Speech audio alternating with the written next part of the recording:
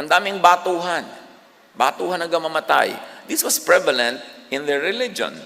But Jesus contends and reasons with religious teachers on doing good on the Sabbath. Siya lang ang nanindigan para ang tao ay bigyan ng pahinga from the Sabbath. Matthew 12:9-12. May isang lalaki roon na paralisado ang isang kamay. Daroon din ang ilang taong naghahanap ng pagkakataong maparatangan si Jesus.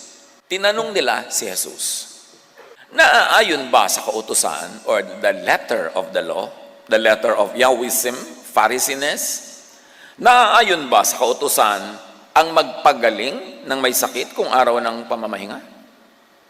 Sumagot siya, kung kayo'y may tupang nahulog sa balon sa araw ng pamamahinga, hindi ba ninyo ito iaahon?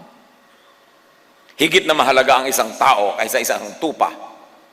Kaya't naaayon sa kautusan or the spirit of the law, ang gumawa ng mabuti sa araw ng pamamahinga.